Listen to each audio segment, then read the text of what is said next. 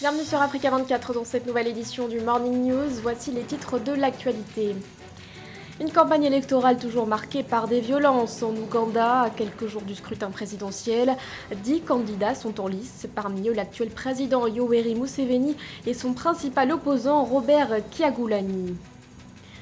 La République démocratique du Congo bénéficie de l'annulation d'une partie de sa dette. 28 millions de dollars de dettes seront abrogés. La Chine est à l'origine de cette annulation. Et enfin, examen des candidatures à la présidence de la Confédération africaine de football. Examen effectué par la commission de gouvernance de la CAF réunie au Caire les 5 et 6 janvier. Les détails à suivre dans ce journal. Mais tout d'abord, la libération de Eddie Kapende en République démocratique du Congo. Après 19 ans passés derrière les barreaux dans l'enceinte de la prison de Makala, l'ancien militaire a obtenu son certificat de libération ce 8 janvier au cours d'une cérémonie. Comme lui, ils sont une vingtaine à avoir bénéficié d'une grâce présidentielle.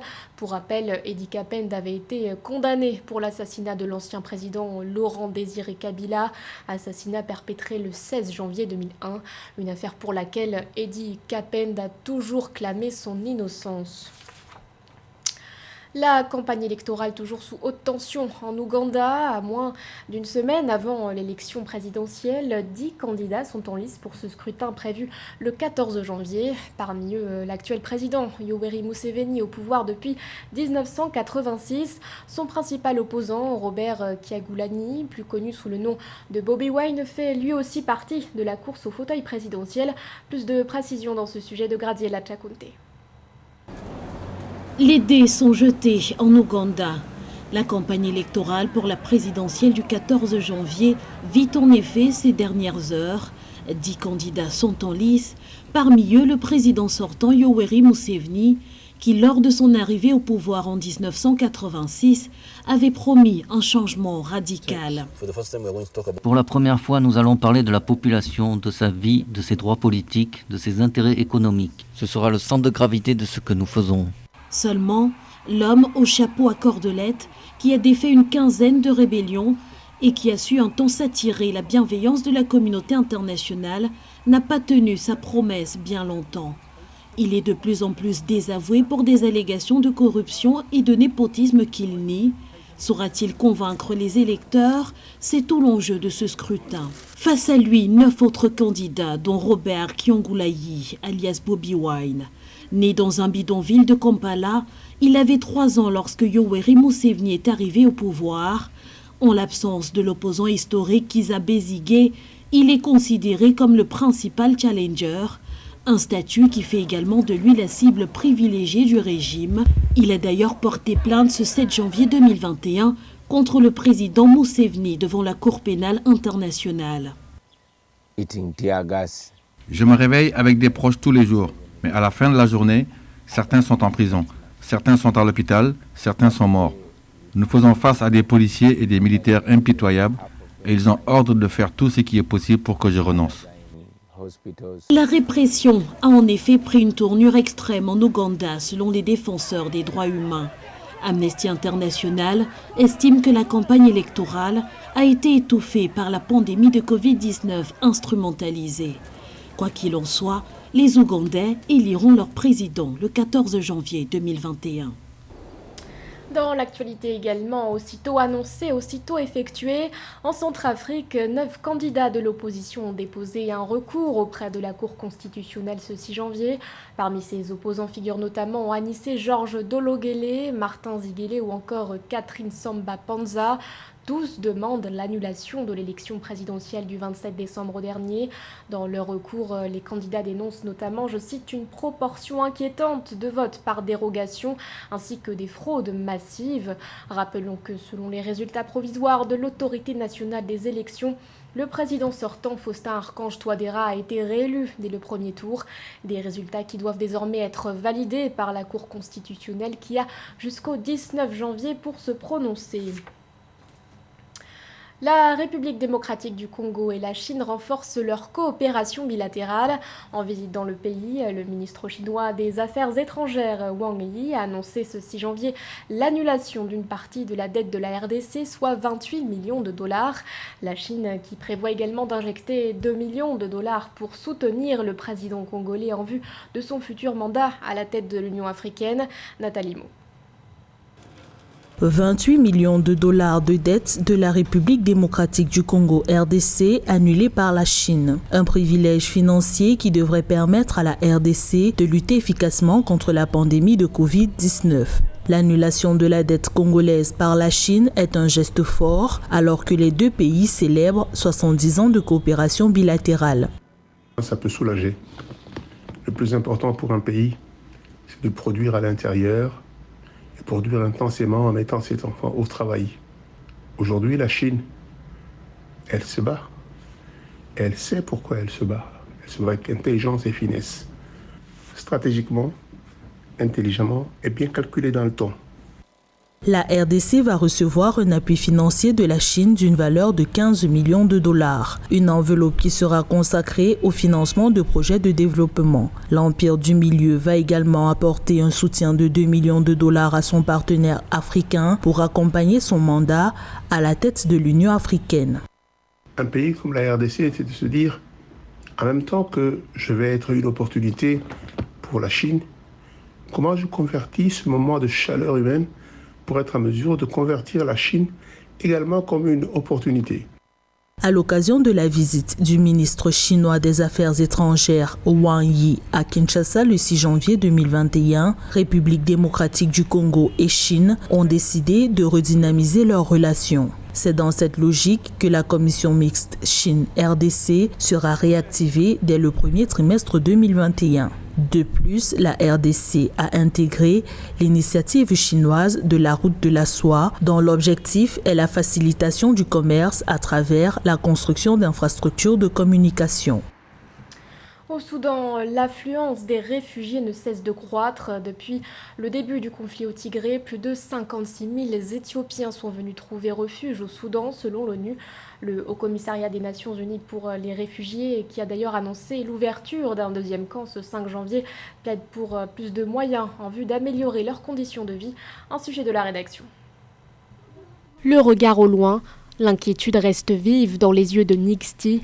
Cette réfugiée éthiopienne était sur le point de donner la vie au moment où le conflit a éclaté au Tigré. La situation devenant préoccupante, la jeune femme a été très vite contrainte de fuir vers le Soudan. Nixti y a finalement accouché en toute sécurité, et ce après 3 jours de marche éprouvante. Quand nous sommes partis, j'avais faim et j'étais fatiguée. Parfois, je tombais au milieu de la route. Je continuais à marcher sans me reposer. Selon le Haut-Commissariat des Nations Unies pour les réfugiés, ils sont, depuis le mois de novembre, plus de 56 000 Éthiopiens à avoir trouvé refuge au Soudan. Face à l'affluence croissante des réfugiés, les Nations Unies ont annoncé ce 5 janvier l'ouverture d'un deuxième camp, celui de Tuneidba, situé à l'est du pays. Un nouveau site qui, pour le moment, n'a qu'une capacité d'accueil estimée à 5 000 personnes. Hébergement, assainissement, eau, les conditions de vie restent difficiles pour ces réfugiés. Le HCR est ferme, davantage de financements sont nécessaires. Une fois de plus, le gouvernement du Soudan maintient généreusement sa frontière ouverte aux réfugiés, mais un soutien supplémentaire est nécessaire pour compléter la réponse des autorités. Malgré le contexte, Nixti tente de garder espoir. La jeune maman aspire au retour de la paix dans son pays. C'est le premier film d'animation nigérian sorti sur grand écran. Lady Bucket and the Motley Mobsters est sorti en salle le 11 décembre 2020. Entre obstacles financiers et coronavirus, le film a mis plusieurs années à voir le jour. Un sujet de la rédaction. Paris réussi pour Nollywood. Lady Bucket and the Motley Mobsters est le premier film d'animation nigérian sorti sur grand écran. Produit par la société Hot Ticket, il met en scène Bucky, une jeune fille qui se retrouve entraînée dans un voyage spatio-temporel. Cette aventure hors du commun, parsemée de rencontres insolites, se révèle finalement être introspective, l'occasion pour les spectateurs de se questionner eux aussi sur leur propre identité. Pour notre subsistance, c'est l'importance de notre culture, de ce que nous sommes en tant qu'Africains. Donner vie à un tel projet a été l'occasion pour nous d'attirer l'attention de nos enfants sur nos propres histoires, de perpétuer les traditions et de préserver ainsi notre culture. Si Lady Bucket est sortie en salle en 2020, l'histoire, elle, est née en 2017. Blessings Amidou, à l'origine de cette aventure, s'est inspiré d'un moment partagé avec ses enfants pour la construire. Mais son projet s'est heurté à de nombreux obstacles, en partie financiers. La réalisation du film a finalement débuté en 2019 avec une équipe composée essentiellement de diplômés d'une école d'animation. Mais l'avènement du coronavirus est venu retarder la production. Vous savez, nous avons tendance à ne pas prendre de risques, mais je pense que cette production est une source d'inspiration pour un bon nombre de Nigérians. Ce projet prouve finalement que beaucoup de choses sont possibles et je pense qu'il y a de quoi expérimenter dans l'animation. L'aventure de Lady Bucket et des Motley Mapster ne s'arrête pas là. Ogenero Afiari affirme qu'une suite est au programme. Du sport à présent, la commission de gouvernance de la CAF a procédé à l'examen des candidatures en vue du poste de président de l'organisation. Un contrôle effectué les 5 et 6 janvier au Caire. Durant cette réunion, les candidatures pour les postes des membres du comité exécutif de la CAF ont elles aussi été passées au crible. Le point avec José Douglas. Et c'est le 12 mars 2021 que nous connaîtrons le nouveau président de la CAF.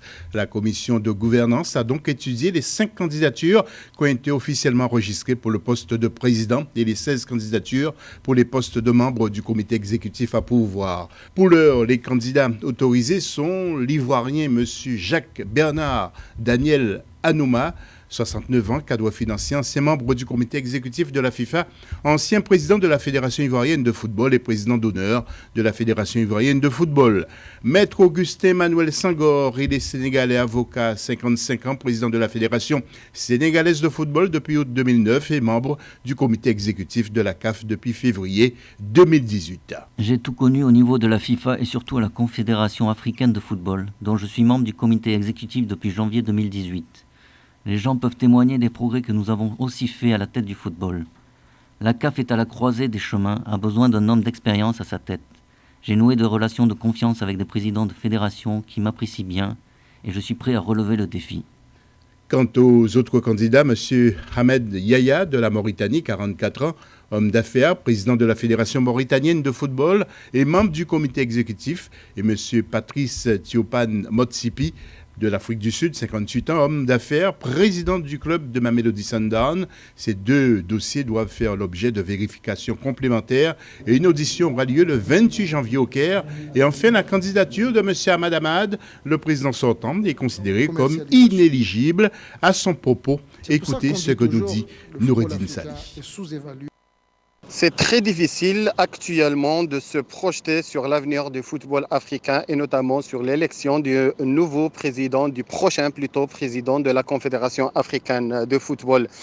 Après ce tremblement de terre qui s'est produit à la tête de l'institution après la condamnation de M. Ahmad Ahmad pour 5 ans. C'est la première fois dans l'histoire de notre continent que le président sortant ne se présente pas à sa prochaine élection. Pour les membres du comité exécutif, les dossiers du Guinéen Mamadou Antonio Souaré, du Camerounais Sédou Bombo Dioya et de l'Angolais Arthur de Almeida da Silva doivent faire l'objet d'une étude complémentaire. Enfin, nous apprenons que le président de la Fédération tunisienne de football, Wadi Jari, est banni pour 4 ans après avoir enfreint les codes d'éthique olympiques nationaux et internationaux.